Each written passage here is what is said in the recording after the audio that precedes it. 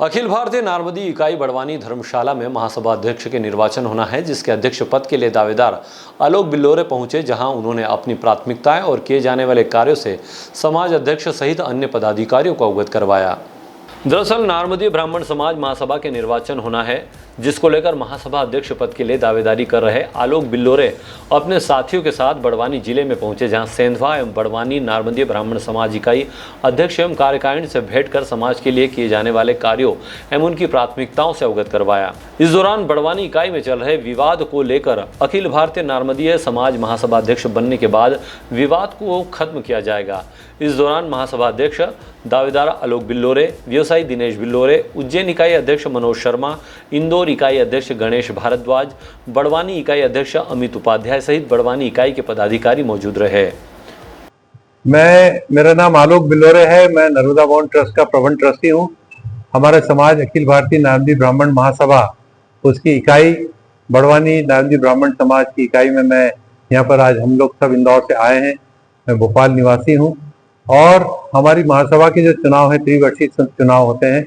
अब उसी महासभा के चुनाव होने जा रहे हैं, अखिल भारतीय नारमदी ब्राह्मण महासभा के अध्यक्ष पद के चुनाव। मैं अध्यक्ष के पद का उम्मीदवार हूँ, मैं प्रत्याशी हूँ।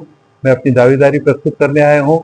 मैं अपने विचार, अपनी योजनाएं, मेरा जो अध्ययन है समाज के बारे में, समाज के लिए जो समाज उत्थान की मेरी जो योजना है, समाज जिन समस्याओं से गुजर रहा है, समाज को क्या दिशा निर्देशन होना चाहिए, मार्गदर्शन होना चाहिए, इकाइयों से महासभा का कैसे सामंजस्य होना चाहिए, इसका एक कार्यक्रम तैयार करना है।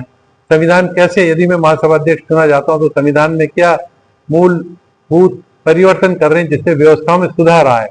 हमारी 105 वर्ष की महासभा का इतिहास हमारे पास है। समाज तो बरसों पुराना है, आदिकाल से नारमदी ब्राह्मण समाज आता चला आ रहा है और हम उनकी संतान है। आदि गुरु शंकराचार्य जी के जो गुरु गोविंद पादाचार्य जी, हम उनके वंशज हैं। हम लोग नर्मदा माई के हम संतान हैं। हमारे समाज 100% 100% शिक्षित समाज हमारा है। हमें गौरव होता है। हमारे बहुत सारे विवाद होते हैं, पारिवारिक विवाद होते हैं, लेकिन एक सबसे बड़ी बात यह है कि हमारे समाज में एक भी केस आज तक ये नहीं हुआ कि दहेज की वजह से किसी का पारिवारिक विवाद हुआ। आप रिकॉर्ड उठा के देख सकते हैं। अखिल भारतीय नारमदी ब्राह्मण समाज का बड़ा सुव्यवस्थित और सुचारू रूप से संगठित संस्था है, जिसमें जो मुख्य महासभा है उसमें महासभा अध्यक्ष होते हैं, इकाइयों के अध्यक्ष, और उसके 4 पद होते हैं, सचिव, कोषाध्यक्ष और एक महिला प्रतिनिधि। जो महिला विंग होता है, जो लेडीज विंग है, तो उसकी प्रत्येक इकाई में एक अध्यक्षा होती है, उनके साथ में उनकी टीम होती है कार्यकारिणी, और एक युवा मंडल होता है, युवा मंडल का अध्यक्ष होता है और उनकी टीम होती है।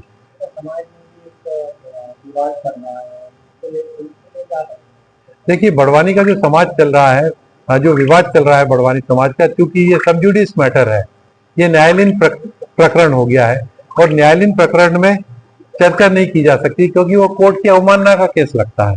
लेकिन मैं अपने सामाजिक दायित्व से नहीं बच सकता हूं। यदि मुझे महासभा अध्यक्ष का मुझे चुना जाता है तो मैं इस प्रकरण को घर के अंदर 4 दीवारी में बैठकर दोनों पक्षों को साथ में, कोर्ट भी ये कहती है कि पारिवारिक मुद्दे हो, सामाजिक मुद्दे हो, हाईकोर्ट का डिसीजन है, या हाईकोर्ट ने दिशा निर्देशन दिया है कि हाईकोर्ट के जो मामले चल रहे हैं, कोर्ट के जो मामले चल रहे हैं, सामाजिक यदि मामले हैं तो समाज के बीच में उन मामलों को, आपको अपने बीच में उन मामलों को सुलझाने के लिए कोर्ट भी आदेश देता है।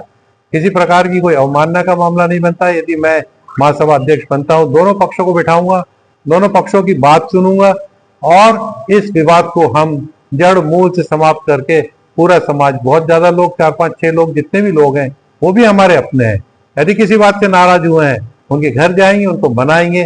न्यायालयीन प्रक्रिया में जितना समाज सहायता कर सकता है इस मसले को सुलझाने के लिए, उसका पूरा प्रयास करा जाएगा। बड़वानी से विजय निकुंज की रिपोर्ट।